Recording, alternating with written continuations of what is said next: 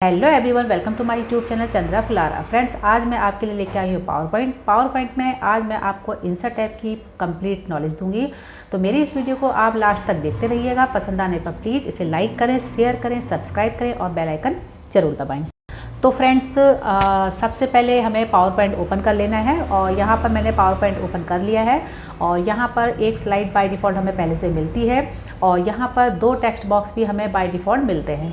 तो अगर जैसे कि इसकी पिछली वीडियो में मैंने आपको बताया था कि इन टेक्स्ट बॉक्स को आप चाहे तो आप डिलीट भी कर सकते हैं अगर आपको ज़रूरत नहीं है, और अगर ज़रूरत है तो आप यहाँ पे एक नए टेक्स्ट बॉक्स भी क्रिएट कर सकते हैं। तो चलिए, आज मैं आपको इंसर्ट टैब के बारे में बताने वाली हूँ। तो इंसर्ट टैब में जो सबसे पहला ऑप्शन आता है वो टेबल का आता है।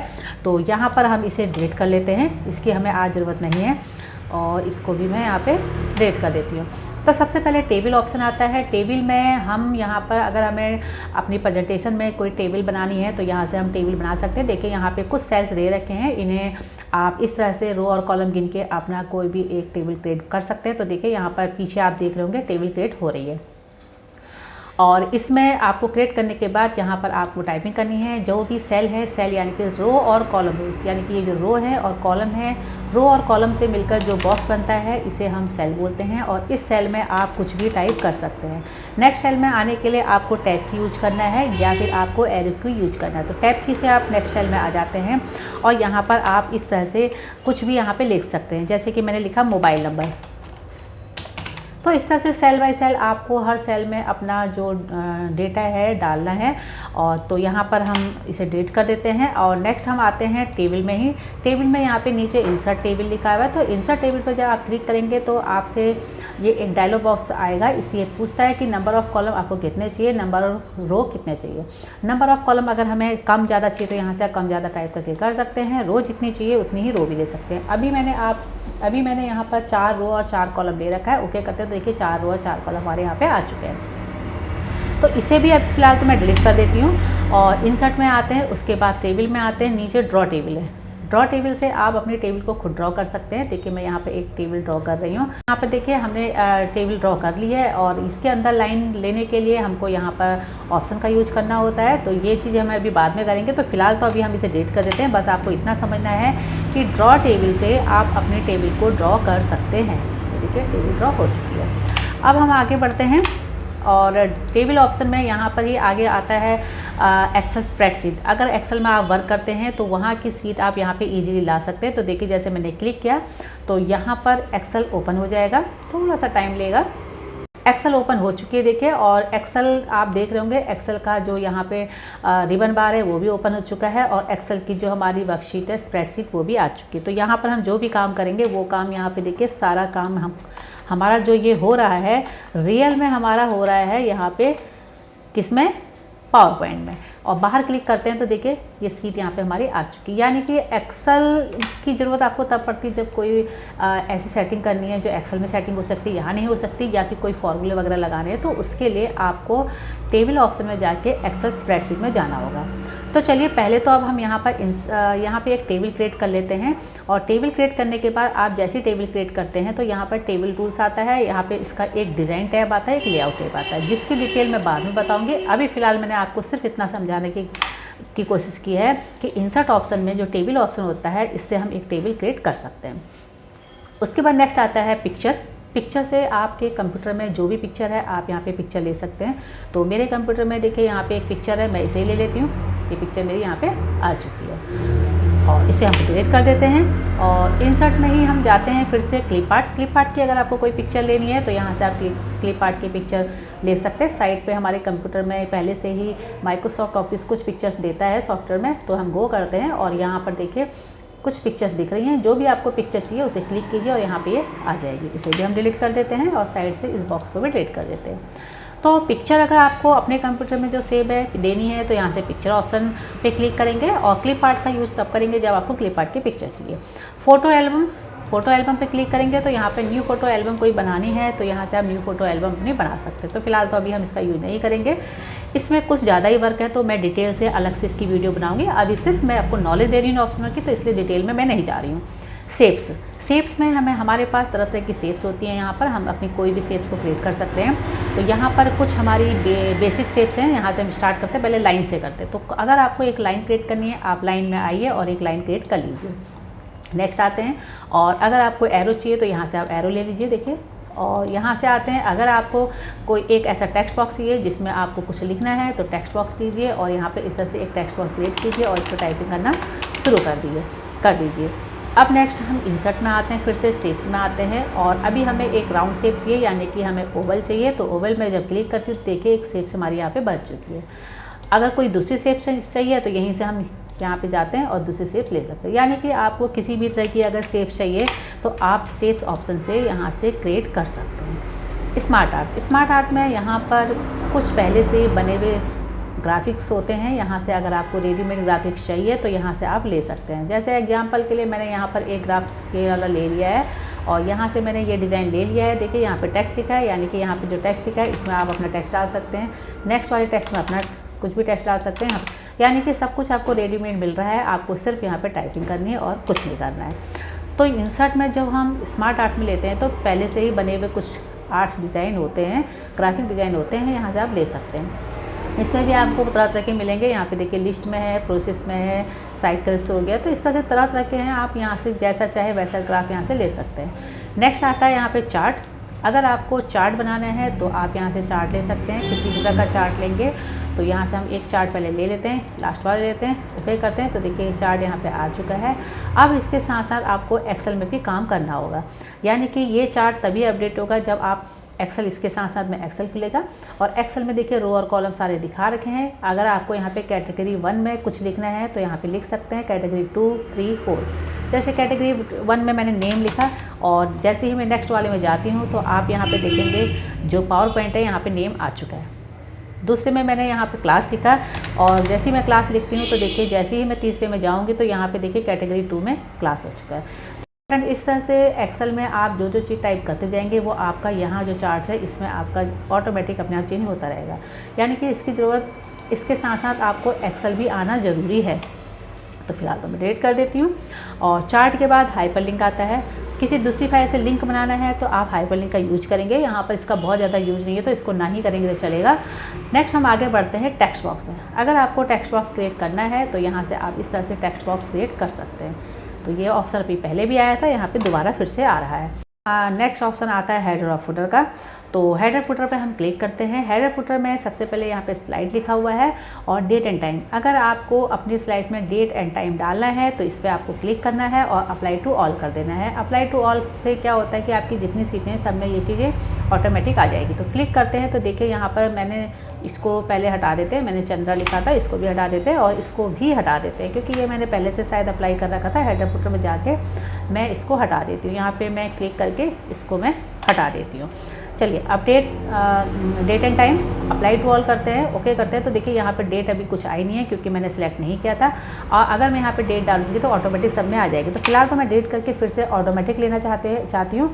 डेट एंड टाइम करते हैं, अपडेट ऑटोमेटिकली करते हैं और अप्लाई टू ऑल करते हैं। तो देखिए यहाँ पर डेट हमारी आ चुकी है। हेडर फुटर में फिर से क्लिक करते हैं और इसको हम हटा देते हैं। अब उसके बाद यहाँ पे फ्रेंड लिखा है यहाँ पे स्लाइड नंबर। फिक्स्ड में क्लिक करते हैं। इसे भी फिक्स्ड में आप अपने डेट को जैसा मर्जी वैसा चेंज कर सकते हैं। तो फिलहाल तो अभी हमें इसमें करना नहीं है तो हम इसे हटा देते हैं। स्लाइड नंबर में आते हैं। स्लाइड नंबर पे जैसे ही क्लिक करेंगे तो अप्लाई टू ऑल करेंगे तो आपकी स्लाइड नंबर देखिए यहाँ पे साइड में आ चुकी है।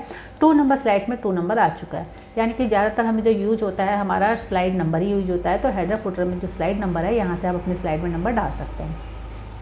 फुटर में क्लिक करके फुटर में जो भी आप टाइप करेंगे स्लाइड नंबर को हम हटा देते हैं। फुटर में जो भी चीज़ टाइप करेंगे वो चीज़ आपकी क्या होगी, फुटर में आ जाएगी। अब फुटर में मैंने यहाँ पे लिखा कंप्यूटर लिख दिया है और अप्लाई टू ऑल करते हैं तो देखिए यहाँ पे कंप्यूटर लिख के आ गया है। सेकंड नंबर जो हमारी स्लाइड है उसमें भी कंप्यूटर लिख के आ गया। यानी कि हेडर और फुटर दोनों का आप यूज करेंगे यहाँ से। तो फिलहाल तो इसे हम कैंसिल कर देते हैं, इसे फुटर को हटा देते हैं, अप्लाई टू ऑल करते हैं, हटा देते हैं। तो इस तरह से आप अपनी स्लाइड में हेडर और फुटर डालना चाहते हैं तो यहाँ से डालेंगे। नेक्स्ट आता है वर्ड आर्ट। वर्ड आर्ट पे आप अपने टेक्स्ट को स्टाइल में टाइप कर सकते हैं, स्टाइल में रख सकते हैं। तो यहाँ से कोई भी एक स्टाइल हम लेते हैं, ये ले लेते हैं और योर टेक्स्ट हियर, आपका जो भी टेक्स्ट है यहाँ पे ले कर सकते हैं। तो यहाँ पे हम टाइप करते हैं प्लीज लाइक एंड शेयर। तो देखिए ये जो हमारा प्लीज लाइक एंड शेयर मैंने टाइप किया है और ये देखिए यहाँ पे स्टाइल में आ चुका है। तो फ्रेंड्स आपसे एक रिक्वेस्ट है कि मेरी वीडियो को आप अच्छे से देखिए, पूरी देखिए, अच्छी लगती तो प्लीज़ इसे लाइक और शेयर जरूर करें, और अगर आपने सब्सक्राइब नहीं किया तो सब्सक्राइब भी जरूर करें। तो स्टाइल में चाहिए तो आप वर्ड आर्ट का यूज करेंगे। फिलहाल तो मैं इसे डिलीट कर देती हूँ। इंसर्ट में आते हैं। नेक्स्ट आता है date and time. Date and time भी वही ऑप्शन है जो मैंने अभी आपको हेडर फुटर में बताया था। डेट एंड टाइम पे जैसे क्लिक करेंगे तो वही ऑप्शन आएगा जो अभी हमारा हेडर फुटर में आया था। तो इसे हम क्लिक करते हैं, इसे हम डिलीट कर देते हैं।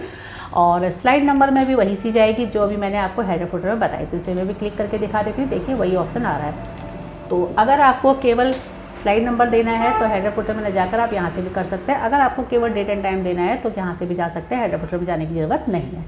अब नेक्स्ट ऑप्शन आता है सिंबल। सिंबल का यूज अभी हम करते हैं। पहले एक टेक्स्ट बॉक्स क्रिएट कर लेते हैं, क्योंकि ये टेक्स्ट होता है, एक फॉर्मेट होता है, फॉन्ट होता है, तो बिना इसके इसमें हम यूज़ नहीं कर सकते। इंसर्ट में जाते हैं और यहाँ पे मैंने क्या किया, कोई गलती करी है। एक टेक्स्ट बॉक्स में क्रिएट कर लेती हूँ। पहले टेक्स्ट बॉक्स अब आ चुका है।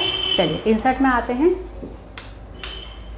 और इंसर्ट में आने के बाद अब हम सिंबल में आएंगे। सिंबल में आएंगे तो यहाँ पर आपको तरह तरह के सिंबल्स मिलते हैं। आपको जैसा सिंबल चाहिए वैसा सिंबल आप यहाँ से ले सकते हैं। देखिए नीचे तरह तरह के सिंबल्स हैं, और सिंबल्स जो होते हैं फ्रेंड्स ये भी एक फॉन्ट होता है। तो इस फॉन्ट के तरह तरह के फॉन्ट होते हैं। तो पहला जो इस फॉन्ट का नाम होता है वो वेबिंग होता है। वेबिंग देखिए इतने तरह तरह के यहाँ पे सिंबल्स आपको मिल जाएंगे। जैसा सिंबल चाहिए आप यहाँ से ले सकते हैं। देखिए मुझे यहाँ पे एक मकड़ी लेनी थी तो मैंने यहाँ पे क्लिक किया, इंसर्ट किया और क्लोज कर दिया। तो देखिए ये मेरी यहाँ पे आ चुकी है मकड़ी, और इसको मैं जितना मर्जी उतना बड़ा कर सकती हूँ। यहाँ से फॉन्ट साइज में जाके मैं इसे ग्रो करती हूँ। तो देखिए इतनी बड़ी आ चुकी है। इसका कलर चेंज करना चाहूँ तो मैं कलर भी कर सकती हूँ। तो अगर आपको किसी भी तरह का सिंबल्स चाहिए तो आप सिंबल्स ऑप्शन से ले सकते हैं। इसका जो दूसरा फॉन्ट होता है वो विंगडिंग होता है। तो विंगडिंग में मैं आपको दिखा देती हूँ। विंगडिंग में देखिए तरह तरह के इस तरह के सिंबल्स मिल जाएंगे। कोई बुलेट्स तरह तरह के चाहिए आपको यहाँ से ले सकते हैं। और विंगडिंग 2 भी इसका एक सिंबल्स का फॉन्ट होता है, और एक विंगडिंग 3 भी होता है, यहाँ से भी आप ले सकते हैं। तो कैसा भी आपको अगर सिंबल्स चाहिए तो विंगडिंग 2, विंगडिंग 3 से आप किसी भी तरह का जो सिंबल्स है ले सकते हैं। अब देखिए यहाँ पे मुझे एरो लेना था, तो यहाँ पे रोटेट वाला एरो दिखाना था। इंसर्ट करते हैं तो देखिए कैंसिल क्लोज करती हूँ, देखिए रोटेट वाला आ चुका है। तो फिलहाल तो मैं इसे डिलीट कर देती हूँ। और उसके बाद आता है ऑब्जेक्ट। ऑब्जेक्ट का यूज़ तब करते हैं जब हमें किसी दूसरे सॉफ्टवेयर से कोई ऑब्जेक्ट बना के लाना है। तो यहाँ पर आपको सॉफ्टवेयर आने चाहिए। तो पेंट, कंप्यूटर में जो काम करते हैं उन्हें पेंट सभी को आता है, लगभग सभी को आता है। तो चलिए बिटमैप इमेज जो होता है वो एक पेंट का जो एक्सटेंशन नेम होता है वो बिटमैप इमेज होता है, BMP भी बोलते हैं। तो यहाँ से हम पेंट से एक कुछ ड्रॉ करके लाते हैं, क्लिक करते हैं, ओके करते हैं, और ओके जैसी मैं करूँगी तो यहाँ पे देखेंगे पेंट खुल चुका है। इस पेंट में जो मैं ड्राइंग बनाऊँगी वो ड्राइंग आपकी यहाँ आ जाएगी। देखिए ये आ चुकी है। तो कहने का मतलब यह है कि आप जो ऑब्जेक्ट का यूज करते हैं, किसी दूसरे सॉफ्टवेयर से कोई डिज़ाइन, कोई ऑब्जेक्ट लेके आना है तो उसके लिए आपको ऑब्जेक्ट का यूज करना होगा। और इसी में आप डबल क्लिक करते हैं तो फिर से हमारा पेंट खुल जाता है, और इसमें आप फिर से कुछ भी एडिटिंग करनी है वो कर सकते हैं। देखिए मैंने कलर डाल दिया, इसे बंद करते हैं, यहाँ पे कलर आ चुका है। तो ऑब्जेक्ट के थ्रू आप किसी भी दूसरे सॉफ्टवेयर से कोई भी डिज़ाइन बना के ला सकते हैं। तो फ्रेंड्स अब नेक्स्ट ऑप्शन जो हमारा इंसर्ट का आता है वो है मूवी का। मूवी पे हम क्लिक करते हैं, और जैसे आप क्लिक करेंगे तो आपके कंप्यूटर में जो भी मूवी है वो यहाँ पर आप लेके आ सकते हैं। तो चलिए यहाँ पे मैंने कोरल ड्रा की एक विजिटिंग कार्ड को डिज़ाइन करना सिखाया था। अपनी यूट्यूब चैनल के लिए मैंने एक वीडियो बनाई थी, उसी को हम लेके आते हैं। तो मैंने यहाँ पे क्लिक करती हूँ, इसे ऑटोमेटिक पे क्लिक कर देती हूँ, और इसको स्क्रीन को थोड़ा मैं बड़ा कर देती हूँ ताकि आपको यकीन हो जाए कि हाँ ये मूवी चल रही है। जैसे ही हमने यहाँ पे इंसर्ट किया तो देखिए यहाँ पे 2 टूल बार और आ गए हैं, पिक्चर टूल्स और मूवी टूल। तो यहाँ पर प्रीव्यू का जो ऑप्शन है इस पर हम क्लिक करते हैं, और यहाँ पे क्लिक करने के बाद देखिए जैसे ही मैं क्लिक करूँगी तो देखिए मेरी वीडियो जो है चलनी शुरू हो गई। तो आप देख रहे होंगे यहाँ पे वीडियो चल रही है। तो आप कोई भी वीडियो को अपने पावर पॉइंट की प्रेजेंटेशन में दिखाना चाहते हैं तो यहाँ से आप दिखा सकते हैं। तो फिलहाल तो मैं इसे डिलीट कर देती हूँ, और यहाँ पे इसको डिलीट कर दे भाई, डिलीट हो गया, डिलीट हो गई है। हाँ, और अब हम नेक्स्ट आते हैं इसके बाद साउंड। अगर आपको अपने कंप्यूटर में आपके प्रेजेंटेशन बनाते समय किसी तरह का साउंड इफेक्ट देना है तो यहाँ से आप साउंड भी दे सकते हैं, किसी भी फाइल से कोई भी साउंड ले सकते हैं। तो फिलहाल तो मेरे इसमें कोई स्पीकर वगैरह है नहीं, तो मैं यहाँ पे अभी ये चीज़ आपको दिखा नहीं पाऊँगी, लेकिन आगे आने वाली वीडियो में मैं इसकी फुल डिटेल से मैं बनाऊँगी, अच्छे से पूरी डिटेल से बनाऊँगी। तो फ्रेंड्स, इस तरह से हमने आज सीखा इंसर्ट, पावर पॉइंट में इंसर्ट टैब के अंदर आने वाले जितने भी ऑप्शन होते हैं उनका कैसे यूज किया जाता है, और इनकी एक एक डिटेल से वीडियो में फिर से बनाऊँगी, ताकि आपको अच्छे से एक एक जो चीज़ है, एक एक जो हमारे ऑप्शन है उनका यूज करना आ जाए। अगर आपको मेरी ये वीडियो पसंद आई तो प्लीज़ इसे लाइक करें, शेयर करें, सब्सक्राइब करें और बेल आइकन जरूर दबाएं। मिलती हूँ आपसे एक नई वीडियो के साथ, एक नई जानकारी के साथ। तब तक के लिए thanks, bye bye, take care.